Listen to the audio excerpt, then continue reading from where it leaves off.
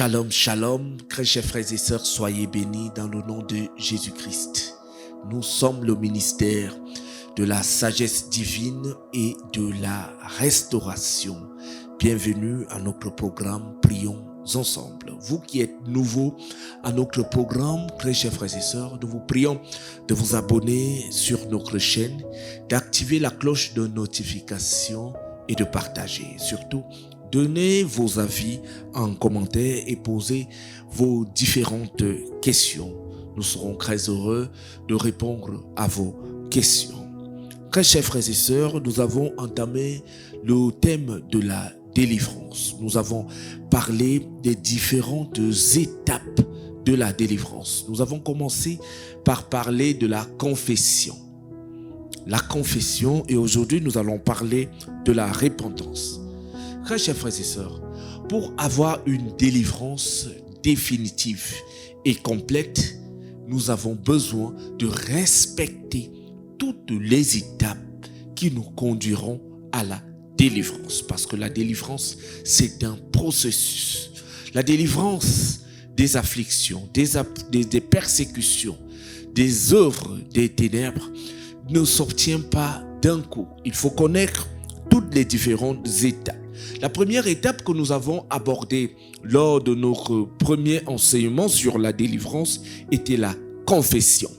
Avant toute délivrance, nous devons commencer par confesser nos péchés, parce que la confession de nos péchés ouvre la porte pour notre délivrance. Il n'y a pas de délivrance définitive si nous n'avons pas confessé nos péchés. C'est la première étape.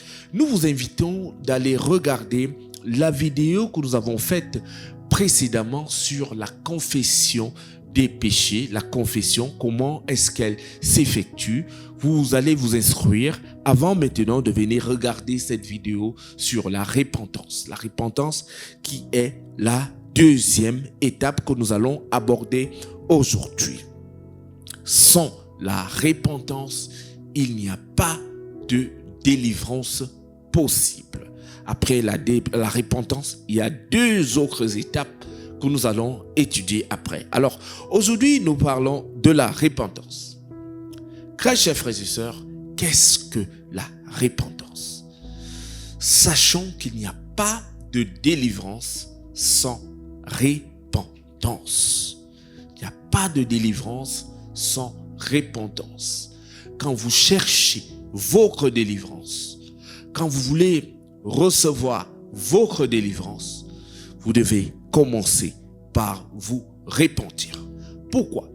Parce que les afflictions, les persécutions ont trouvé le chemin dans notre vie parce que nous aussi, nous avons péché. Nous avons commis des actes qui ont ouvert la porte à Satan dans notre vie. Ces actes que nous avons posés ont permis à ce que le mal puisse entrer. Et lorsque nous voulons donc fermer la porte au mal, nous devons commencer par reconnaître que nous avons péché. Nous devons commencer par nous repentir. Qu'est-ce que la repentance? Très chers frères et sœurs, pour comprendre la repentance, nous allons nous appuyer sur 3 points. Le premier point, c'est reconnaître devant Dieu que nous avons péché, que nous l'avons offensé. Reconnaître que nous avons désobéi en sa parole, que nous n'avons pas respecté ses lois. Lorsque nous ne respectons pas les lois de Dieu, le diable trouve la porte pour nous frapper, pour nous attaquer. Lorsque Dieu nous dit de ne pas faire quelque chose, nous devons écouter et respecter. Dieu nous aime tellement. Dieu veut notre bien. Et quand il nous dit ne faites pas telle ou telle autre chose, c'est parce que derrière, il sait que derrière l'interdit, il y a l'action du diable. Il y a quelque chose qui va nous frapper. Alors par notre désobéissance, nous ouvrons la porte à l'ennemi pour nous persécuter, pour nous mettre sous pression, pour nous offenser. Alors nous devons reconnaître que nous avons péché. Nous devons reconnaître aussi que nous avons péché contre notre prochain. Chers frères et sœurs, pour ouvrir la porte de notre délivrance, nous devons reconnaître que nous avons péché contre Dieu et contre le prochain. Beaucoup d'entre nous ne reconnaissons pas que nous avons péché. Beaucoup d'entre nous ne reconnaissons pas que nous avons offensé Dieu, que nous avons offensé autrui. Souvent, lorsque nous rencontrons des blocages, des difficultés dans notre vie, nous cherchons un bouc émissaire, nous cherchons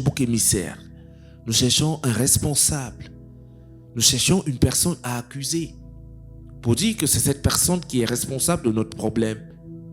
Parfois, nous accusons nos parents, nous accusons leurs actions, parfois nous accusons des personnes lointaines, nos oncles, mais nous oublions que par nos actions aussi, nous avons ouvert la porte à l'ennemi dans notre vie. Nous devons reconnaître que nous avons péché. Tu dois reconnaître que tu as péché, que tu as offensé Dieu, que tu as désobéi à sa parole à un moment donné et que cela peut être à l'origine de ce problème que tu as dans la vie aujourd'hui. Oui, comme le fils qui avait désobéi à son père. Quand il est revenu vers son père, il a dit: Père, j'ai péché contre Dieu et contre toi. Je ne suis plus digne que tu me regardes comme ton fils. Il a reconnu qu'il s'était comporté pas comme Dieu voulait. Il a reconnu qu'il avait désobéi à son papa. Et cela a plu à Dieu et cela a profondément fait pitié à son père qui l'a serré dans ses bras à nouveau. Aucune délivrance ne passe tant que nous ne reconnaissons pas nos mal que nous avons faits. Nous devons aussi demander pardon. Oui, pour être pardonné, nous devons demander pardon. La repentance ne passe pas sans que nous nous demandons pardon. Demander pardon, c'est d'avoir le sentiment de regret. C'est d'avoir un sentiment de tristesse, d'avoir blasphémé, d'avoir péché contre le Saint-Esprit, d'avoir offensé Dieu dans son intimité. Oui, nous devons demander pardon. Avoir ce sentiment de regret, ce sentiment de tristesse, ce sentiment d'avoir offensé Dieu. Après avoir demandé pardon, la troisième étape de la repentance, c'est de renoncer au péché. Oui, nous devons renoncer au péché.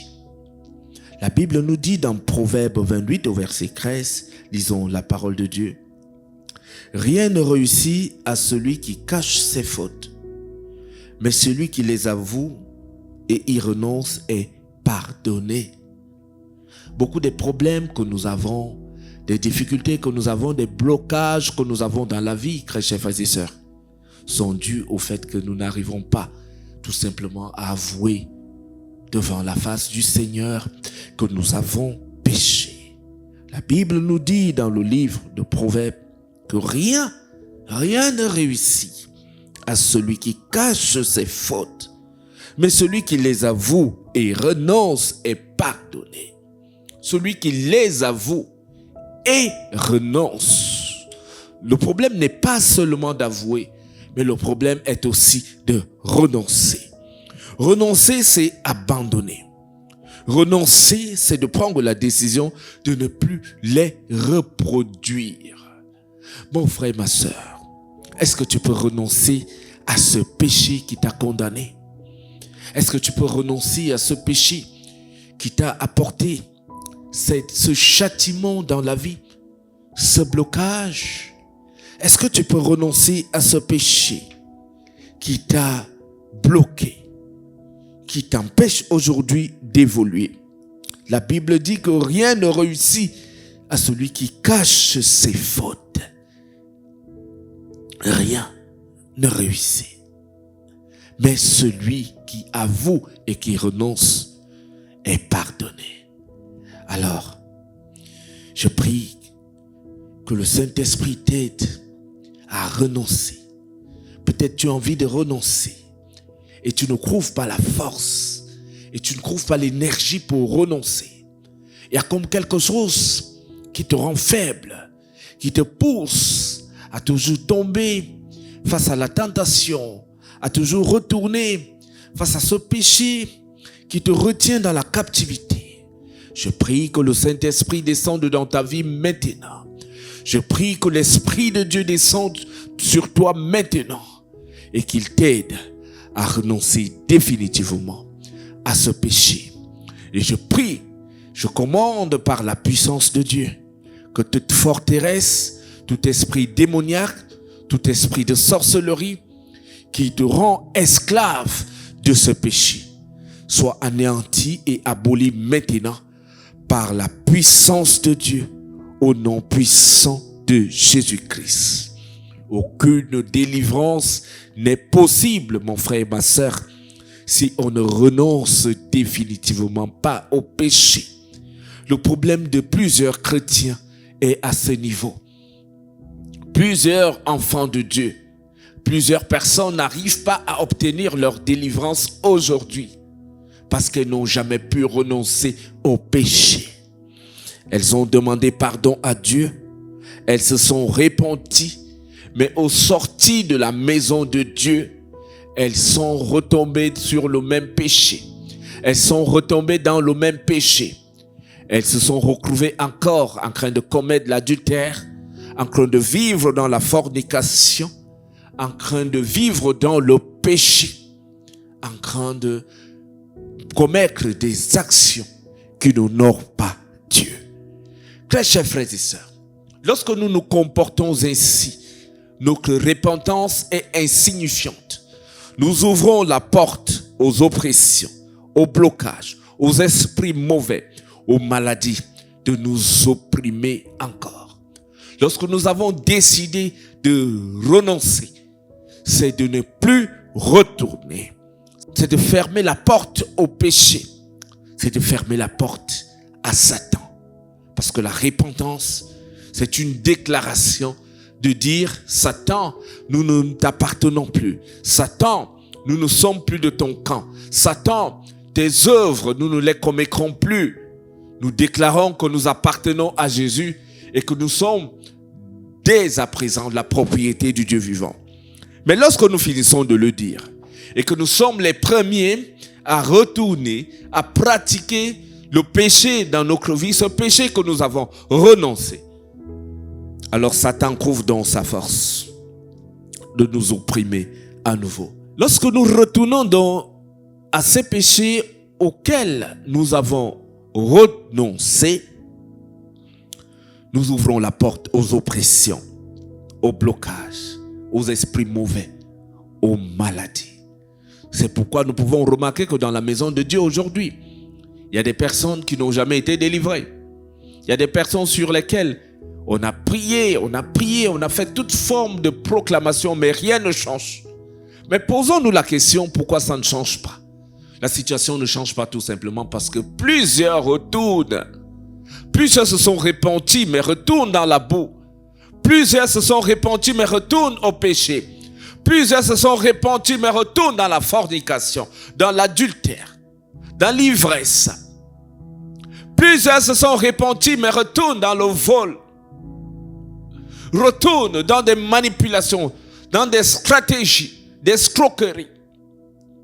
Plusieurs se sont repentis, mais sont les premières à entretenir des haines dans leur cœur, des rancunes, des jalousies. Très chers frères et sœurs, lorsque nous gardons le mal en nous, cela ouvre la porte à Satan de continuer à nous opprimer. Et de l'autre côté, cela attire à nouveau le Saint-Esprit et attire le châtiment de Dieu vers nous. Lorsque nous nous sommes repentis, très chers frères et sœurs, nous avons besoin de rester dans la présence de Dieu. Lorsque nous nous sommes repentis, très chers frères et sœurs, nous avons besoin de marcher avec Dieu. Lorsque nous sommes repentis, très chers frères et sœurs, Nous avons besoin de suivre le chemin que Jésus nous a tracé. Nous ne devons plus retourner dans la boue lorsque nous nous sommes repentis. La Bible nous dit dans Matthieu 12, au verset 43 à 45, lisons la parole de Dieu. Lorsque l'esprit mauvais est sorti d'un homme, il va et vient dans des espaces déserts en cherchant un lieu où s'établir. Comme il n'en trouve pas, il se dit, je vais retourner dans ma maison, celle que j'ai quittée. Il y retourne et la trouve vide et balayée, bien arrangée. Alors, il s'en va prendre cet autre esprit encore plus malfaisant que lui. Ils reviennent ensemble dans la maison et s'y installent.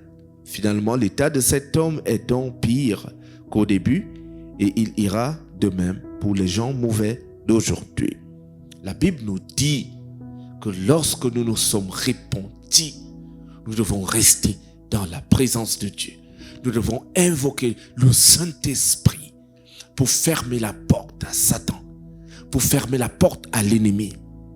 Il est écrit que lorsque l'Esprit trouve la maison vide, balayée et bien arrangée, une maison vide, balayée et bien arrangée signifie qu'une maison qui n'a pas le Saint-Esprit. Vous vous êtes repentis, mais vous n'êtes pas resté dans la présence de Dieu. Lorsqu'on se répand, on doit rester dans la présence de Dieu. On doit méditer la parole de Dieu. On doit fréquenter la maison de Dieu. On ne doit pas s'éloigner de la présence de Dieu. Beaucoup se sont repentis, mais ne sont pas restés dans la maison de Dieu. C'est pourquoi la Bible dit, lorsque l'Esprit revient, il trouve la maison qu'il a quittée vide. Vide, ça signifie qu'il n'y a aucune présence. Ça signifie qu'il n'y a pas l'Esprit de Dieu. Ça signifie qu'il n'y a pas la présence de Dieu. Ça signifie qu'il n'y a pas le Saint-Esprit. Bien balayé, bien arrangé. Alors il s'en va chercher cet autre esprit encore plus malfaisant pour venir occuper l'espace. C'est pourquoi vous allez remarquer des personnes. On a prié pour elles. Elles ont eu des semblants de guérison. Mais quelques instants après, la maladie s'est multipliée. Le mal s'est multiplié. Pourquoi le mal se multiplie? C'est parce qu'une fois que vous avez senti que vous vous sentez un peu mieux, on est sorti de la présence de Dieu. On n'est pas resté dans la présence de Dieu et le mal s'est multiplié davantage parce que le même esprit est revenu avec cet autre esprit mauvais et méchant. Lorsque tu te répands, mon frère, ma sœur, tu dois changer d'attitude. Tu dois changer de mentalité. La Bible nous dit dans Matthieu 3 au verset 1, changer de comportement. Lorsque tu t'es repenti, tu dois changer de mentalité. La repentance signifie changer de mentalité. Si tu volais, tu arrêtes de voler. Si tu faisais la prostitution, tu arrêtes de te prostituer. Si tu escroquais des personnes, tu arrêtes l'escroquerie. Si tu manipulais des personnes, tu arrêtes la manipulation. Si tu étais une personne qui mentait, tu arrêtes de mentir. Si tu étais une personne qui faisait la jalousie, la convoitise, tu arrêtes toutes ces choses.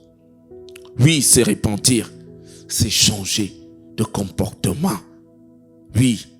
Et il faut la preuve du changement. Parce que la Bible nous dit dans Matthieu 3 au verset 8, montrez par vos actions que vous avez changé de mentalité. Montrez par vos actions. C'est écrit dans Matthieu 3 au verset 8. Que ta famille témoigne que tu as changé de mentalité. Que ton environnement témoigne que tu as changé de mentalité. Que Dieu atteste que tu as changé de mentalité. Que toi-même tu témoignes qu'il y a quelque chose qui a changé en toi. Que tes amis témoignent que ta mentalité a changé. Montrez par vos actions que vous avez changé de mentalité. Ainsi, on pourra témoigner que vous êtes une personne repentie. On pourra témoigner que nous sommes repentis. Il n'y a pas de repentance sans changement de mentalité. Il n'y a pas de repentance sans changement de comportement.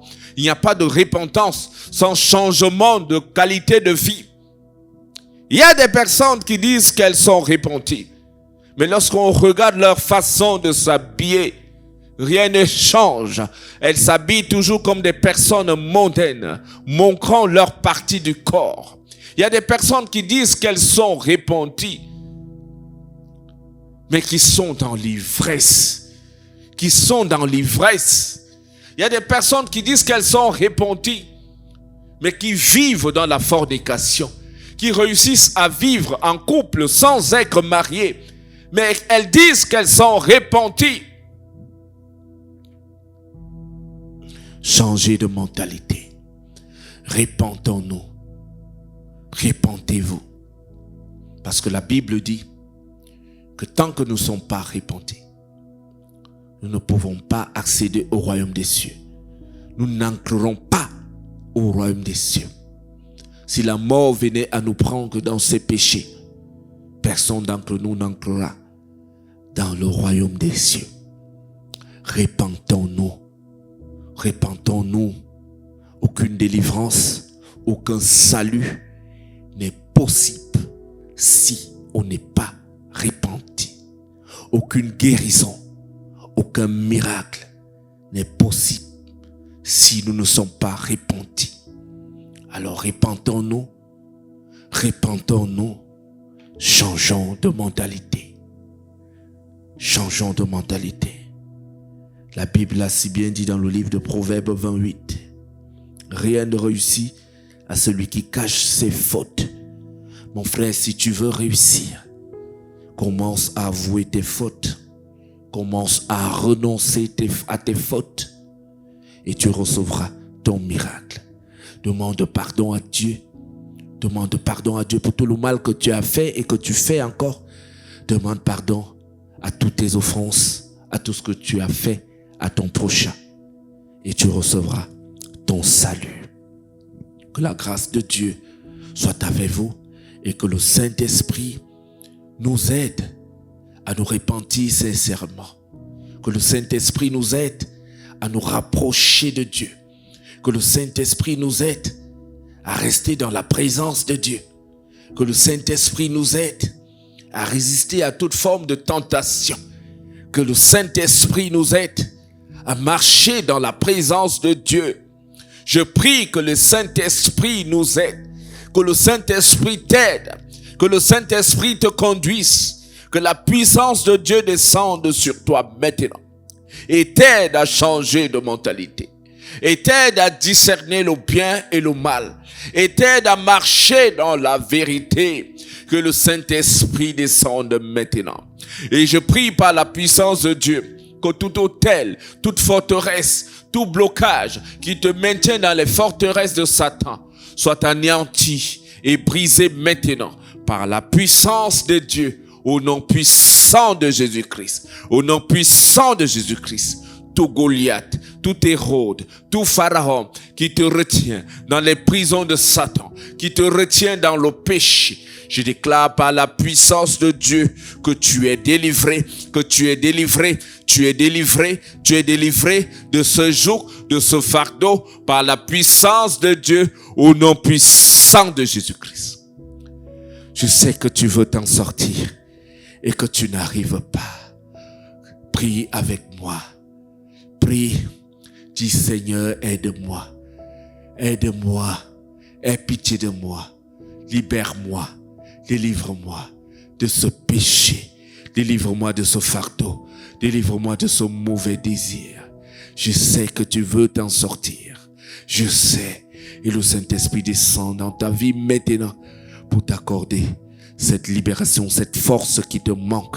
Reçois le Saint-Esprit. Reçois le Saint-Esprit, reçois la puissance de Dieu, reçois l'assistance divine. Au nom du Père, du Fils et du Saint-Esprit. Amen. Je suis le révérend Aloïs Adeba. Active la cloche de notification, abonne-toi à la chaîne, laisse un commentaire.